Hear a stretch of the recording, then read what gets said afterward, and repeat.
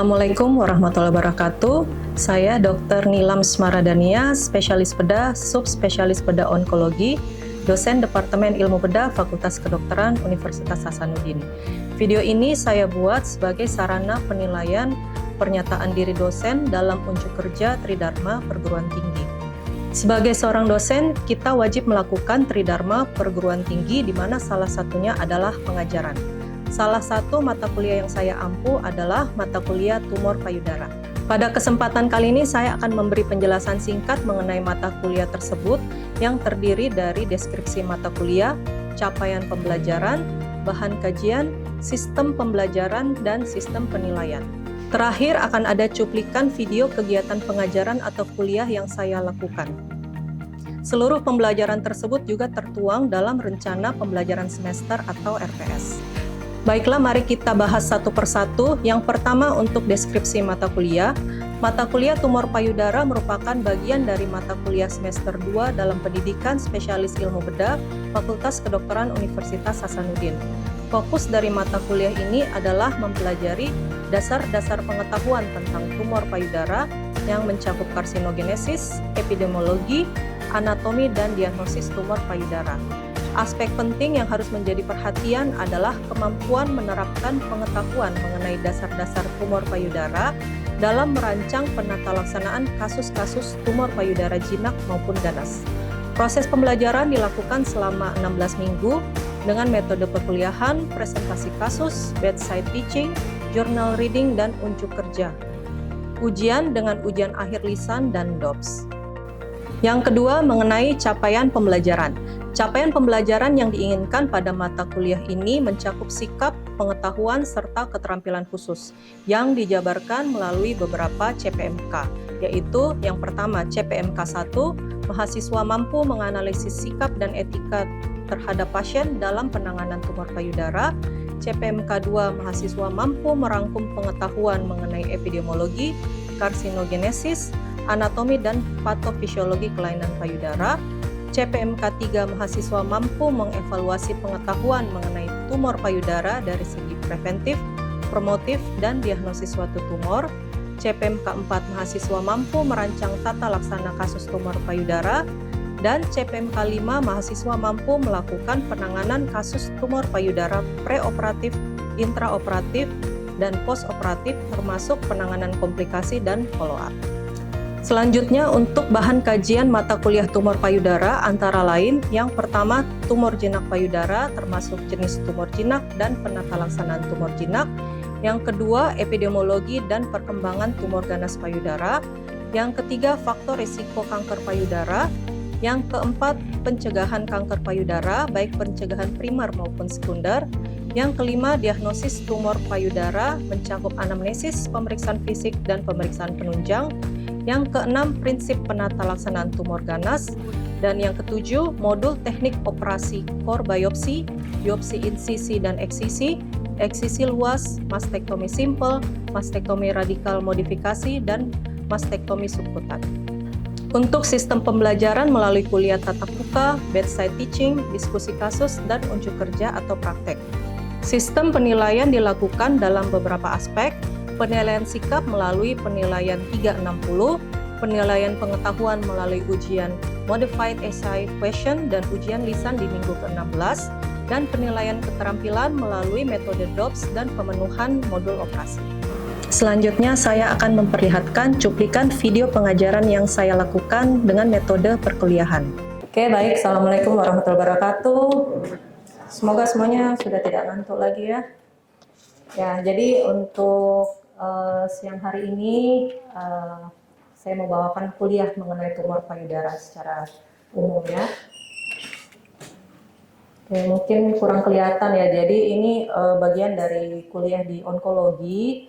Jadi materi yang akan diajarkan itu adalah mengenai tumor jinak payudara, tumor ganas payudara, termasuk epidemiologi, kemudian karsinogenesis, kemudian faktor resiko, pencegahan kanker payudara, diagnosis, cara mendiagnosis, termasuk anamnesis, pemeriksaan fisik, dan pemeriksaan penunjang, kemudian prinsip penata laksanaan tumor ganas,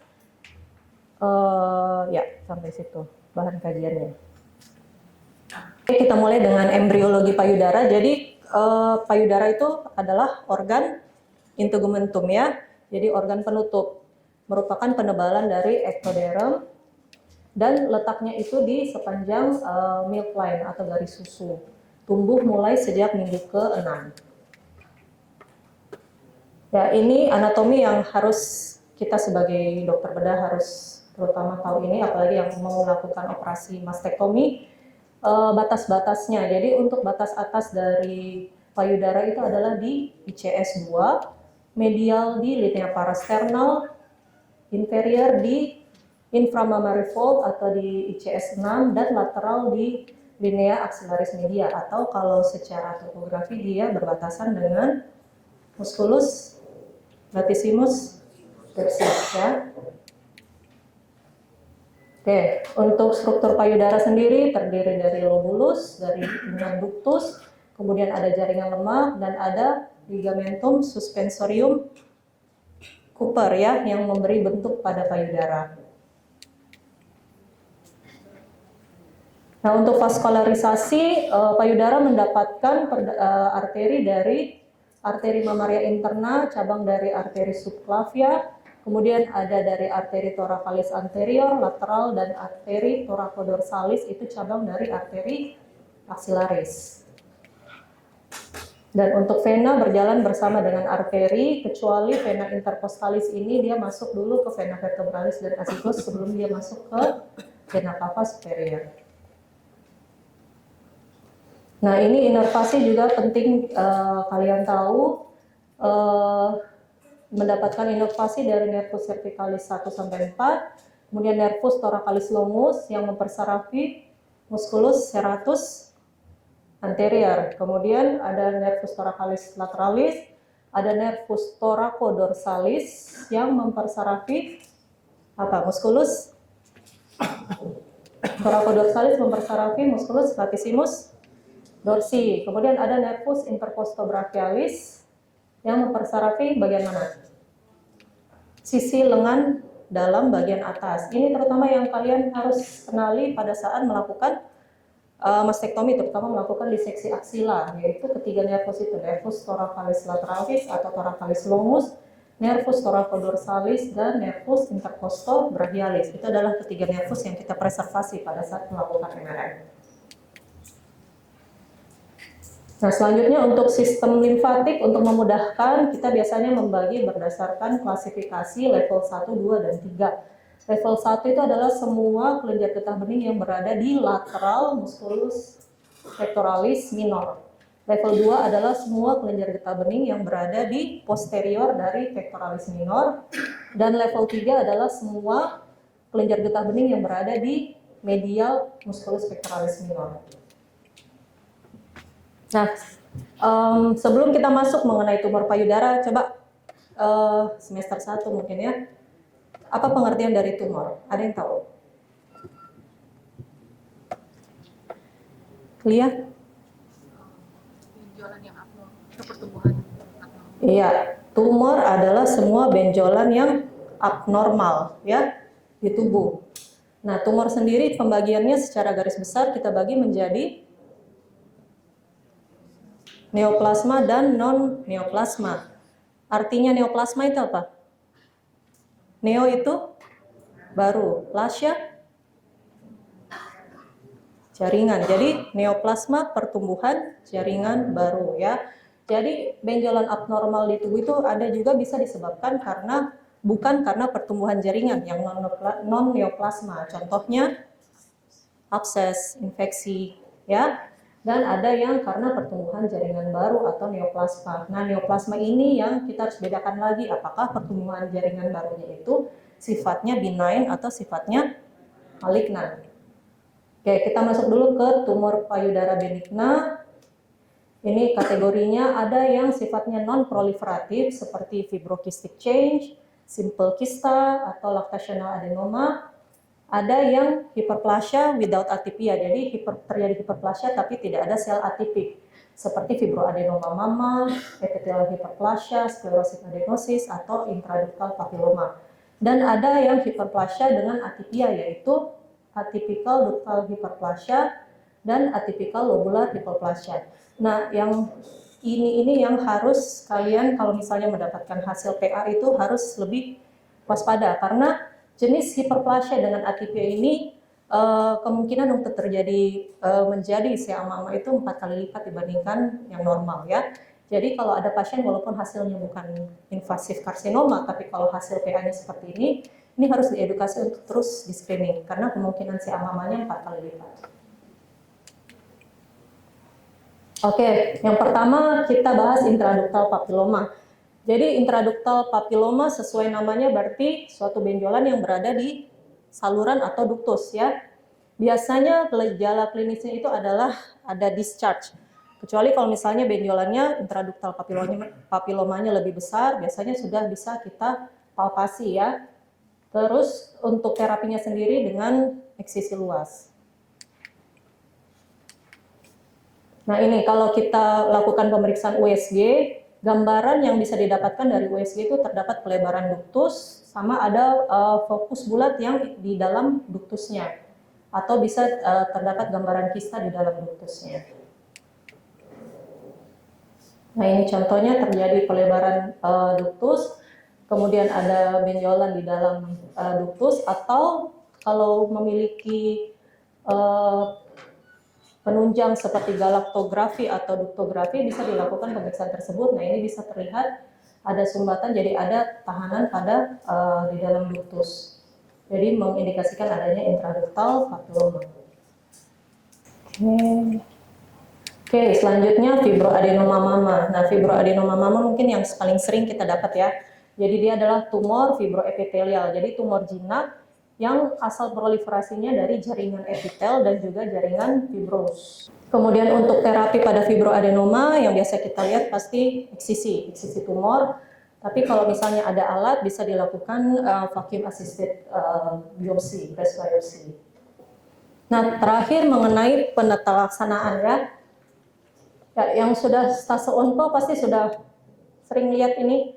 Jadi ini setiap parade pasti selalu ada langkah ini. Jadi untuk menangani suatu tumor secara umum kita harus melakukan ke-6 langkah ini. Pertama, penegakan diagnosis dari anamnesis, pemeriksaan fisik, dan pemeriksaan penunjang tadi. Kemudian yang kedua kita harus menentukan stadium tumor. Ya. Yang ketiga kita harus tentukan bagaimana keadaan kondisi pasien atau status penampilan. Kemudian dari ketiga hal tersebut baru kita menentukan rencana terapi optimal. Setelah kita menentukan rencana terapi, kita lakukan implementasi terapi. Nah, implementasi terapi bisa saja tidak sesuai dengan rencana terapi optimal oleh karena berbagai faktor. Kemudian terakhir harus dilakukan evaluasi. Nah, untuk stadium yang kita gunakan biasanya dari AJCC Cancer Staging ya. Jadi untuk stadium itu berdasarkan ukuran tumor, T, ada tidaknya KGB, N, dan ada tidaknya metastasis. Nah untuk stadium biasanya kita bagi menjadi clinical staging atau biasanya kita tulisnya CTNN, itu berarti clinical staging, atau bisa pathological staging pada kasus yang sudah dilakukan operasi. Biasanya singkatannya PTNM, atau yang kalau untuk yang sudah post neoadjuvant kita mau staging kita tambahkan huruf Y di depannya, atau untuk kasus rekuren kita tambahkan huruf R. Oke, selanjutnya performance status itu yang sering kita pakai adalah sebenarnya bisa ada ECO, ada WHO, tapi yang sering kita pakai adalah Karnofsky. Nah Karnofsky ini yang paling atas, yang paling tinggi nilainya itu artinya yang kondisi pasien paling bagus. Jadi 100% itu pasien yang bagus, sedangkan yang 0% itu yang meninggal. Ya, kalau tidak bisa hafal 0, 10, 20, kita hafal saja atas-atas. 90 itu tidak perlu perawatan khusus, gejala minimal, kita hafal di tengah. Yang 50 itu perlu bantuan, kita hafal di bawah. 10, 0. Ya, itu caranya supaya kita bisa. Jadi kalau yang di antara itu kita tinggal perkirakan, oh segini 70%. Nah, untuk penata laksanaan ada beberapa teknik untuk penata laksanaan atau penanganan kanker payudara. Ada operasi, radioterapi, kemoterapi, hormonal terapi, targeted terapi, imunoterapi. Nah, apakah semuanya digunakan? Bisa saja tidak semua, tapi yang jelas tidak cuma satu saja ya. Jadi pengobatan kanker itu selalu terdiri dari terapi utama sama terapi tambahan. Terapi utamanya bisa operasi dulu, sedangkan terapi tambahannya bisa radiasi kah, atau kemo, atau hormonal terapi. Itu kalau pada stadium-stadium dini. Tapi kalau dia stadium lanjut lokal atau stadium lanjut, maka terapi utamanya bukan yang operasi, melainkan yang di bawah-bawah ini. Nanti kalau sudah terkontrol, baru kita lanjutkan terapi tambahannya dengan operasi. Jadi ke semua jenis pengobatan ini sangat bergantung pada pertama stadium pasiennya, kemudian Karnofsky-nya, subtipe intrinsik, kemampuan pasien, kemampuan rumah sakit, kemampuan dokter. Jadi walaupun diagnosis sama, tapi kalau stadium berbeda, penanganan bisa berbeda. Walaupun diagnosis sama, stadium sama, tapi Karnofsky berbeda, penanganan juga bisa berbeda ya. Nah, ini untuk histopatologi kanker payudara. Nanti bisa dibaca sendiri. Jadi ada yang in situ, ada yang invasif. Paling sering itu yang jenis NOS ya, non other specified. Nah, ini yang juga yang penting untuk perencanaan terapi optimal kita, yaitu subtipe kanker payudara. Jadi untuk kanker payudara subtipenya itu ditentukan berdasarkan reseptor-reseptor ini, yaitu estrogen reseptor, progesteron reseptor, HER2 reseptor, dan indeks proliferasi Ki67. Jadi untuk dan subtipe molekuler ini dibagi menjadi luminal A, luminal B, HER2 type, dan basal-like atau triple negatif. Luminal A itu kalau ER dan atau ya, jadi bisa ER-nya saja atau PR-nya saja atau dua-duanya positif, dan HER2-nya negatif, Ki67-nya juga rendah di bawah 20%. Itu tergolong luminal A. Luminal A adalah jenis subtipe yang prognosisnya paling baik.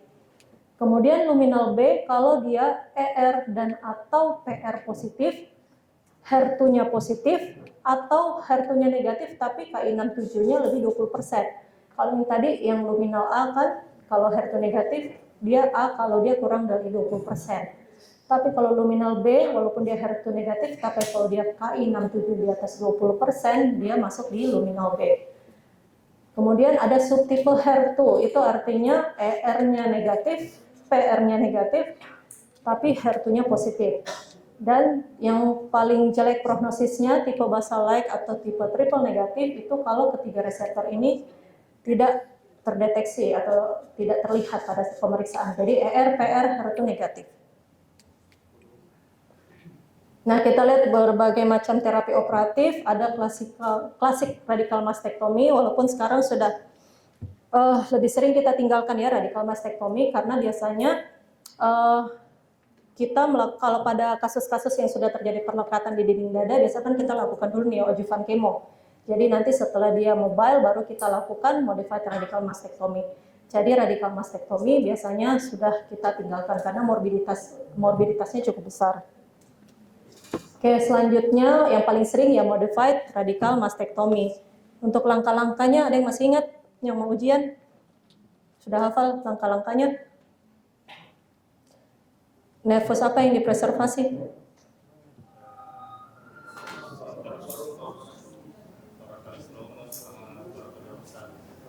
Sama?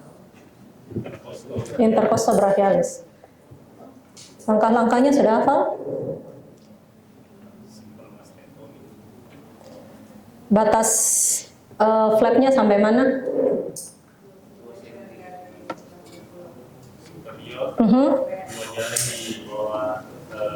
Oke, batas medial. Batas medial itu linea paras ternalis. Oke.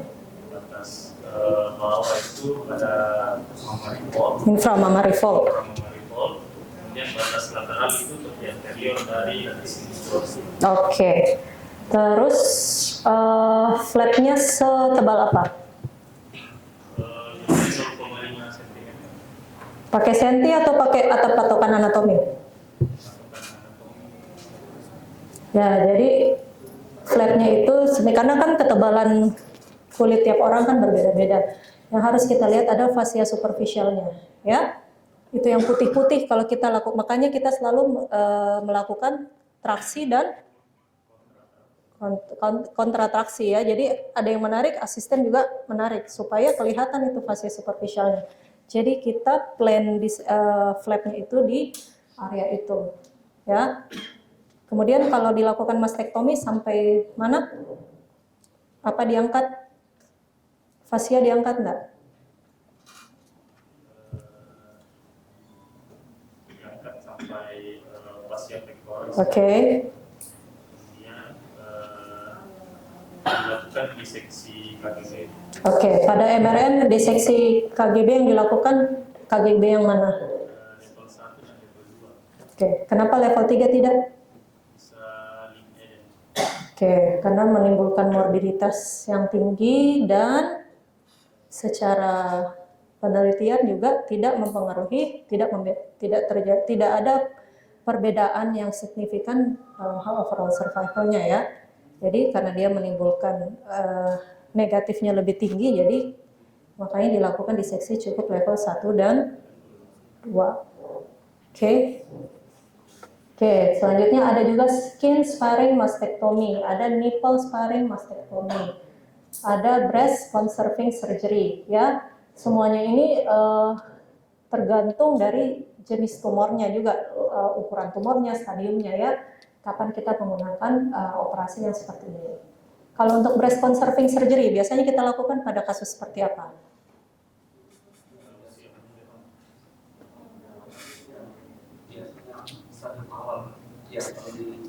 Oke, apa lagi?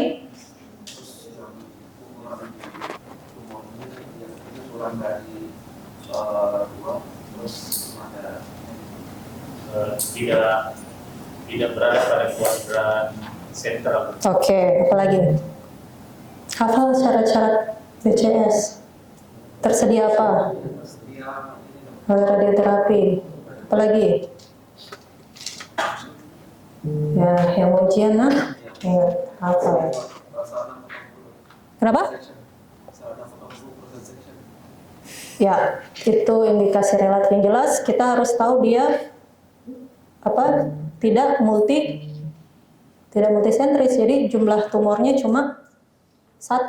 Kalau dia multiple ya tidak bisa. Oke. Jadi sebaiknya dilakukan mamografi dulu. Oke, lanjut. Nah, untuk terapi operasi juga ada operasi untuk rekonstruksi. Ini biasanya kalau bisa tujuannya untuk volume replacement atau kalau kasus-kasus yang benjolannya atau lesinya cukup luas ya untuk penutupan defect ya. Ada LD flap, ada tram flap, ada thoracoabdominal flap. Kalau LD flap biasanya untuk volume replacement, tram juga untuk volume replacement. Kalau thoracoabdominal flap biasanya cuma buat menutup defect. Ada juga deep flap, superior gluteal artery perforator flap, atau bisa menggunakan implant atau dengan tissue expander. Nah, radioterapi, indikasi dari radioterapi wajib kalau sudah melakukan BCS ya. Jadi BCS itu harus selalu diikuti dengan radioterapi. Kemudian pada pasien yang post mastektomi juga ada beberapa indikasi untuk dilakukan radioterapi, misalnya setelah dilakukan mastektomi tapi tepi sayatannya itu close margin atau dia memang tidak bebas tumor. Ya, kemudian pada post mastektomi yang tumor-tumor yang T3 T4. Terus pada post mastektomi yang KGB aksilanya ada lebih dari sama dengan 4 yang positif ada malignant cell. Nah, itu kasus-kasus seperti itu walaupun sudah di mastektomi tetap kita harus tambahkan radioterapi. Nah, kemoterapi. Nah, kemoterapi ini ada beberapa jenis tergantung dari tujuannya ya. Ada namanya kemoterapi adjuvan, itu diberikan setelah terapi definitif, jadi setelah operasi. Terutama kita berikan adjuvan itu pada kanker payudara stadium dini. Ya, jadi pada stadium dini kan terapi utamanya adalah operasi. Nah, setelah operasi bisa diberikan adjuvan kemoterapi. Kemudian ada juga kemoterapi neoadjuvan. Jadi kemoterapi yang diberikan sebelum tindakan bedah definitif. Ini biasanya kita lakukan pada kasus-kasus yang unresectable atau inoperable, misalnya stadium lanjut lokal. atau bisa juga pada stadium awal yang subtipe triple negatif atau HER2 positif. Kenapa? Karena dari penelitian pada kasus-kasus seperti ini, walaupun misalnya tumornya itu operable, tapi kalau dia triple negatif dan HER2 type, diberikan kemo dan ternyata dia complete respon, itu progression free survival dan overall survivalnya lebih baik. Makanya pada kasus triple negatif dan HER2 positif, walaupun dia stadium 2, tetap kita lakukan neoadjuvan, ya, atau stadium dini yang akan dilakukan BCS. Ada juga chemosensitizer, itu diberikan untuk meningkatkan efikasi radioterapi. Biasanya kita berikan kemoterapinya dosis kecil tapi dengan frekuensi yang lebih sering. Kemudian ada kemoterapi primer atau paliatif, itu untuk seamama yang metastasis, jadi sebagai paliatif terapi. Nah, selanjutnya hormonal terapi. Ini untuk kasus ER dan atau PR positif, ya. Jadi biar salah satunya yang positif, walaupun bukan dua-duanya, biarpun cuma salah satu yang positif, tetap bisa kita berikan hormonal terapi. Dan untuk positifnya itu jika hasilnya lebih dari 1%. Nah, pilihan dari hormonal terapi kita lihat berdasarkan status menopause-nya. Kalau pasiennya belum menopause, kalau belum menopause berarti kan sumber estrogennya dari ovarium, ya. Makanya kita harus menekan atau menghilangkan fungsi dari ovarium tersebut. Jadi tindakannya bisa dengan ovarian function suppression. Kalau surgical atau pembedahan bisa kita lakukan salpingo-ovarectomy bilateral. Atau kalau kita mau dengan medikamentosa bisa dengan pemberian GnRH agonis, dan juga dengan pemberian ditambahkan dengan pemberian selective estrogen receptor modulator (SERM), namanya tamoxifen, ya. Kalau untuk pasien-pasien yang post menopause, karena ovariumnya juga sudah tidak berfungsi, jadi melakukan ovarian function suppression pasti sudah tidak ada gunanya. Nah, tadi yang sudah jelaskan bahwa sumber estrogen dari wanita postmenopause adalah dari aromatisasi, ya. Jadi kita berikan aromatase inhibitor supaya lemak-lemak di tubuhnya itu tidak diubah menjadi estrogen. Nah, aromatase inhibitor itu contohnya letrozole, anastrozole, ini yang reversible, dan exemestane, ya, yang steroid. Ini yang non steroid, ini yang steroid, exemestane. Kemudian untuk postmenopause juga bisa diberikan selective estrogen receptor down regulator TESART yang nama obatnya fulvestrant. Nah, selanjutnya targeted terapi itu adalah terapi yang secara spesifik menekan atau menyerang reseptor-reseptor atau protein-protein yang memang memicu pertumbuhan sel kanker. Contohnya kalau di kanker payudara itu reseptor HER2 itu. Jadi pada kanker payudara yang reseptor HER2-nya berlebih, itu kan kalau kita tidak blok bisa terus terjadi sinyal untuk mengalami proliferasi dan progresi. Makanya targeted terapi fungsinya di situ. Dia memblok HER2 tersebut dengan anti HER2 sehingga sinyal-sinyal pertumbuhan tidak bisa mengirim pesan kepada sel kanker. Nah, ada juga yang terbaru adalah imunoterapi. Jadi imunoterapi adalah terapi yang menggunakan sistem imun untuk melawan kanker. Nah, sebenarnya imunoterapi ini sendiri jenisnya banyak. Yang antibodi monoklonal juga sebenarnya termasuk imunoterapi. Yang masuk dalam guideline penanganan pada kanker payudara adalah imunoterapi yang berupa checkpoint inhibitor, misalnya PD-1 inhibitor atau PD-L1 inhibitor. Ya, jadi dia PD-1 atau PD-L1 inhibitor itu obat yang diberikan untuk supaya sistem imun kita itu bisa aktif untuk menyerang sel kanker. Kemudian ada CAR T-cell, ada pemberian sitokin dan vaksin. Kalau vaksin ini pada kanker payudara tidak digunakan. Biasanya kita pakai pada misalnya melanoma, ya. Oke, terakhir untuk penata laksanaan terakhir selalu jangan lupa untuk follow up. Ya, jadi tidak ada pasien kanker payudara yang selesai pengobatan selesai kita lepas begitu saja. Tetap harus dilakukan follow up. Ya, yang pertama itu selalu dengan pemeriksaan klinis. Untuk standar atau guideline follow up sebenarnya berbeda-beda tergantung dari beberapa guideline. Rata-rata itu misalnya ada yang per 3 bulan, ada yang per bulan, itu dilakukan 1-2 tahun pertama. Kemudian kalau sudah lewat 2 tahun, pemeriksaan klinis bisa dilakukan tiap 6 bulan. Kemudian mamografi ini terutama kalau pasiennya post BCS tadi, itu dilakukan 6 bulan setelah BCS, kemudian harus dilakukan per tahun. Atau pada pasien yang sudah mastektomi, tetap kita sebaiknya melakukan screening mamografi pada mama kontralateralnya. Karena ingat tadi, pada pasien breast cancer, kemungkinan terjadi breast cancer di mama kontralateral itu tinggi. Jadi disarankan untuk screening mamografi per tahun. Kemudian pemeriksaan-pemeriksaan lain seperti marker, CA15-3 atau imaging untuk screening metastasis itu sebenarnya tidak rutin dilakukan. Bisa kita lakukan kalau ada kecurigaan metastasis misalnya dari keluhannya, misalnya batuk atau nyeri punggung atau nyeri tulang belakang, baru kita bisa lakukan imaging. Ada yang mau bertanya dulu?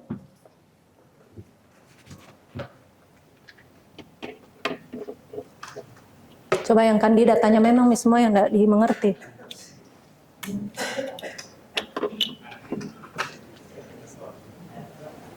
Ya, Sandy.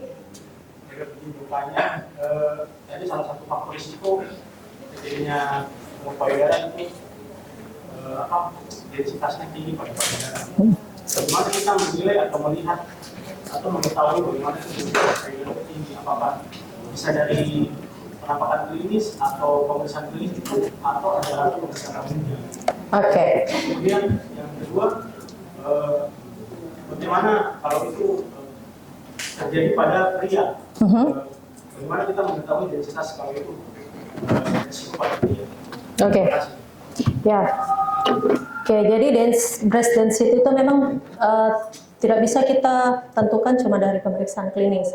Itu kita dapatkan dari mamografi. Sudah pernah lihat hasil mamografi?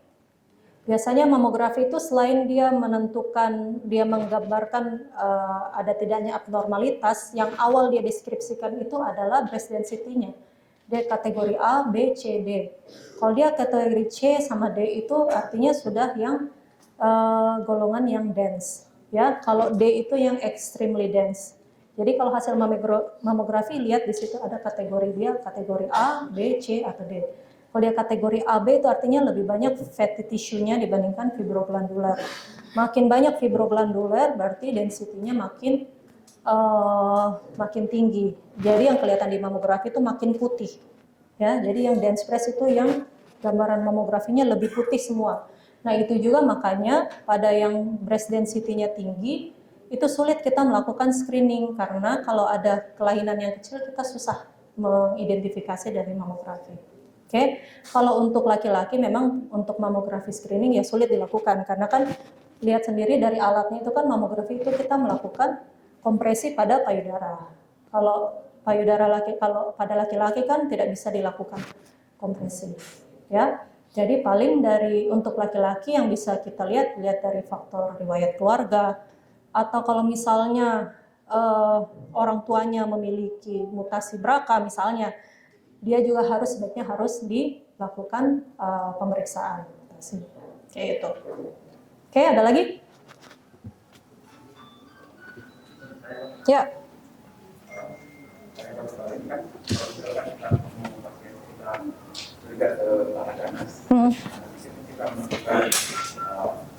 Apakah ini pasien kita akan melakukan tindakan operasi dulu atau kita harus melakukan terapi dulu? Kita screening secara umum karena faktor dari penemuan itu dilihat juga kalau umumnya atau dilihat ada juga ada risiko tinggi, risiko rendah. Apa? Risiko tinggi, risiko rendah. Ya. Bagaimana kita lihat screening? Misalkan ini setiap kalau kita lakukan ada ajudan dulu. Misalnya kalau cuma satu kedua kita bisa langsung berikan. Oke.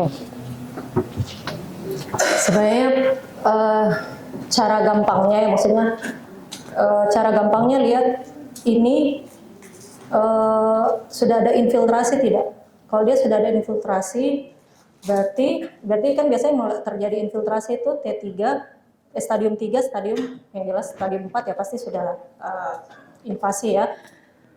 Jadi kalau sudah ada infiltrasi sudah stadium 3 berarti itu kan berarti tumornya sendiri sudah tidak bisa kita angkat, payudaranya tidak bisa langsung kita angkat. Jadi supaya bisa dioperasi, kita berikan obat untuk neoadjuvan. Tujuan neoadjuvan kan untuk downsizing ya.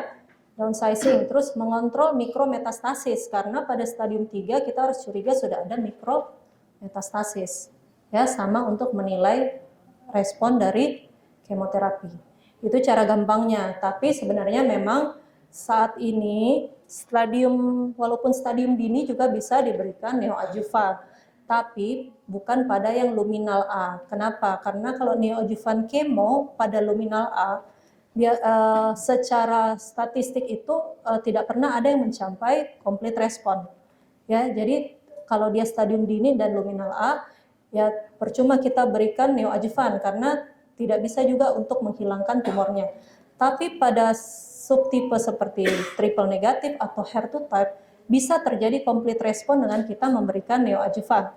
Makanya dan kalau terjadi complete respon itu biasanya angka kekambuhan dan angka kematian itu lebih rendah dibandingkan tumor-tumor yang tidak complete respon setelah neoadjuvan. Makanya walaupun stadium awal, kalau triple negatif dan HER2 type biasanya tetap dianjurkan, bukan biasanya, di guideline memang tetap dianjurkan untuk diberikan neoadjuvan untuk mencari complete respon itu. Tuh, tapi kalau bingung, ya intinya kalau dia tidak bisa diangkat, berarti neoadjuvan, berarti stadium 3. Oke. Yang jelas kalau stadium 4 jangan pernah bilang terapi utamanya operasi karena stadium 4 artinya sudah terjadi metastasis. Berarti sudah sistemik. Kalau operasi itu kan sifatnya sistemik atau lokal? Lokal. Jadi kalau penyakitnya sistemik, obatnya sistemik. Kalau penyakitnya masih di lokal, obatnya lokal. Ya, prinsipnya kayak gitu. Jadi stadium 4 sistemik, pengobatannya sistemik. Sistemik apa yang dipilih? Tergantung dari subtipenya. Kalau dia luminal A, berarti sistemik yang dipakai adalah apa? Luminal A. Hormonal terapi. Kalau selain luminal A, baru sistemiknya dipakai kemoterapi. Ya, tapi kalau HER2-nya positif, kemoterapi plus anti HER2. Oke? Ya, apa lagi? Tanya memang yang aku bingung.